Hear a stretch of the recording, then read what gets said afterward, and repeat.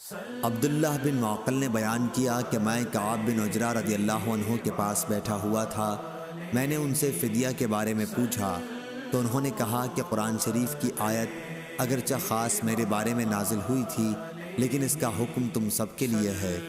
ہوا یہ کہ مجھے رسول اللہ صلی اللہ علیہ وسلم کی خدمت میں لایا گیا تو جوئیں سر سے میرے چہرے پر گر رہی تھیں۔ آپ صلی اللہ علیہ وسلم نے یہ دیکھ کر فرمایا، میں نہیں سمجھتا تھا کہ تمہیں اتنی زیادہ تکلیف ہوگی، یا آپ نے یوں فرمایا کہ میں نہیں سمجھتا تھا کہ جہد مشقت تمہیں اس حد تک ہوگی، کیا تجھ کو ایک بکری کا مقدور ہے؟ میں نے کہا کہ نہیں۔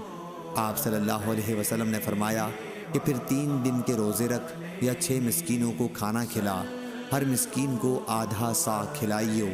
صحیح بخاری حدیث نمبر 1816۔